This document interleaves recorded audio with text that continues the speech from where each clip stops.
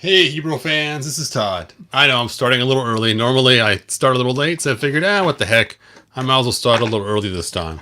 So right off the bat, somebody asked me if Count Marzo's armor would fit on the new He-Man figures. So let's go ahead and cover that. Let me first do my sound check. Sound check. All right, sounds good. All right, so I went ahead and grabbed some Count Marzo armor. It's crazy, is my custom Darth Vader needed some armor. Oops, I just lost my Tila head. No, not the Tila head. And so I kept buying the armor, forgetting that I already had the armor already purchased. And so I got like a ton of Count Marzo's armors, and it's kind of funny how you just start collecting these things. And I'd be sitting there and I'd see someone have one for sale. It's like, oh yeah, I need that for my custom to make that my Darth Vader. And then I'd buy another one, not realizing I've already bought 3 of them. So anyway, let's talk about this. So I pulled off his armor, so as you can see, stuck the armor to see if it fit for Count Marzo. But the problem is the head. Once you get the armor on, the head doesn't seat down deep enough to go over the top of that. So you have a couple things you could do. One, you could cut this neck off right here for your Count Marzo custom. Or if you're going to make a custom head, make sure it's big enough to fit around that collar right here. He has big hair, so that should work pretty easily. Hey Mike, thanks for joining me. So, but you know what? Let's try him on a different figure. Let's see if I can grab a Skeletor or something, or Man at Arms. Ugh. Should have had my hot water ready. I'm gonna end up breaking that guy's neck peg. So let's take a look here. Where is Man at Arms? Oh, there he is. So Man at Arms is more of an average size figure for the line, whereas we saw He-Man was extra tall. So let's go ahead and try the Marzo armor on good old Duncan. Not to be confused with the Donut Company. So it does fit on him as well. It actually fits better on him than it does on He-Man, to tell you the truth. And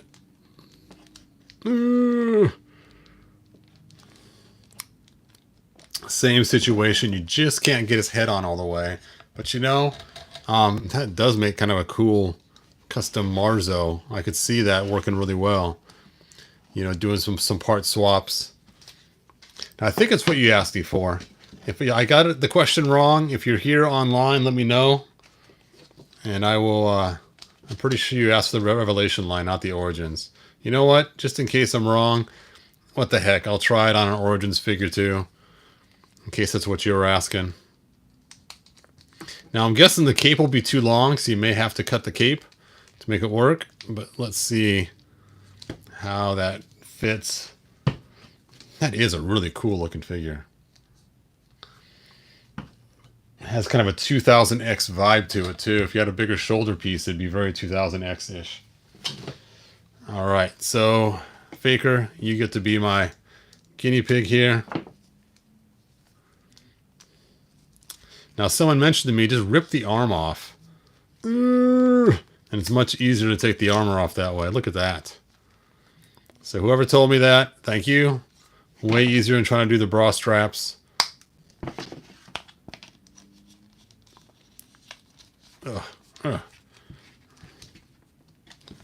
So you can see the cape is way too long. Hey Schnooker, thanks for joining us. But let's see if the head goes on there. Hey Jamie. Actually, you know what? That almost does work. I could feel the ball joint kind of contacting. So if you were going to make your Count Marzo custom by using Origins, basically you'd have to cut the cape right about here with some scissors, warm it up first, and that could actually work. So I forget who asked the question. Hopefully they're watching the video. But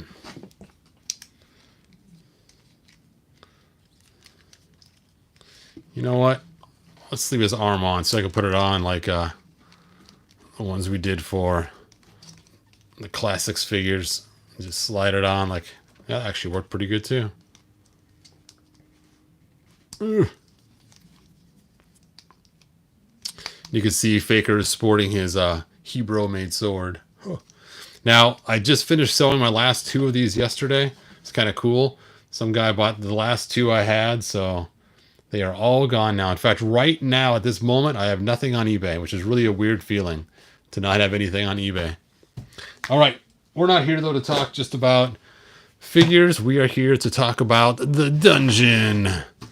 Dungeon. So, I made the window. The inside of the window, there it is. Ooh, ah.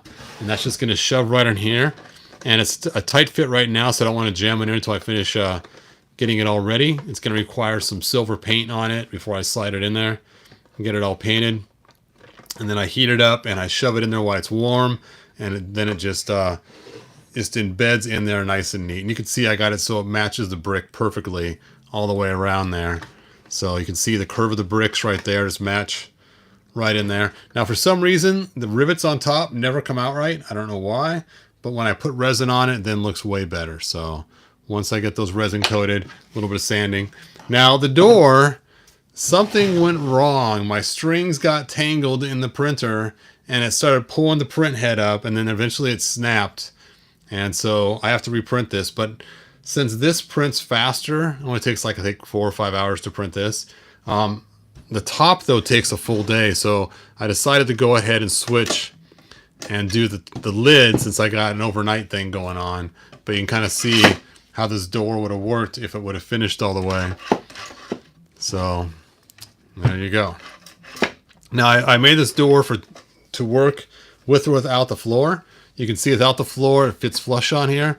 If you add the floor on there, of course, these 4 pins would go into that floor. Now, there is some supports on here that I would actually break off of here to make the points. Ugh, so I can get those off there. It's kind of hard right now. I need to cut my fingernails. All right, so there is my update. Hey, Heather O'Connor, thanks for joining us, man. Glad you made it to a live video. Awesome. Anyway, just a real quick update on the new window and the door, and I have to reprint that, and that's where I'm at right now. So there you guys go.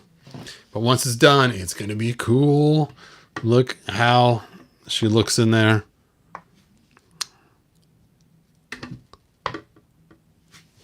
Check it out. Oh, see this trapped inside the dungeon. It's going to be cool. Anyway, you know what? I'm going to stick that door on there just because, even though it's not right, just so we can close it on her. Shink! Ba-ba-bum. Anyway, thanks for watching. Sorry it's such a short video this time, but I just wanted to show those 2 things off. Hopefully tomorrow I'll have some cool new stuff. I may not make a video tomorrow, I'll see, but definitely Sunday I'll have a video for you guys.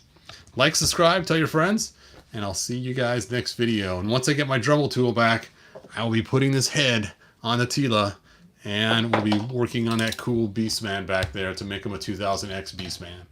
And the cool thing is Mattel did reach back out to me. Somebody told me to contact them on Facebook to talk about my broken arm, and they did contact me. And so I contacted them back, said, hey, I'm the guy. And so hopefully they'll do something to rectify my broken mosquito. Oh, I got a broken arm. Anyway, you know what? Is that head? That's crazy. The Origins head is bigger than the one on Classics. I just realized that. I thought it'd be a smaller head. Look at the size difference. Here's the Classics one. Here's the Origins one. It's like mammothly huge. Let's look at that weird octopus head. Wah, wah, wah, wah, wah. Wah, wah, wah, wah, wah, wah, wah, wah, wah, wah. Oh, it doesn't fit on the Classics very well. It's got too much stuff on the edges on the bottom. I was just curious what that octopus head looked like on him. Let's put the giant one on there. Yeah, it's got the same problem. It's because its armor comes up too high on the sides. To make this fit, you'd have to sand out this area right here to make that work. Actually, actually, you know what? The Classics head, if I got it all the way on there, actually matches the coloring better. That actually looks better. Oh, if I only had a second Classics head to stick on him. That looks way cooler than the bright red, orange, that burgundy. And it's funny because they used the burgundy elsewhere on his body. So you think they would go with that with the head. Interesting. Anyway, soon I should get the wings for this guy, hopefully. And then we'll see the purple wings on this guy instead of these little extra legs. All right, anyway, I'm digressing now. It's getting late and getting tired. I'm just jammering on for nothing. All right, thanks, Mike. Nice to know that you'll be bidding on that.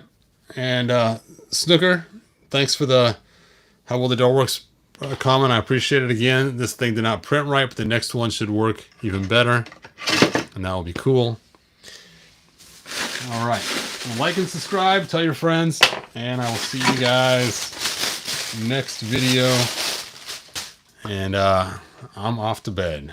Bye now. Actually, I'll probably watch Stargate SG-1 on Netflix for a while first. Then I'll be off to bed. So, that is such a fun show. All right. Bye now, you guys.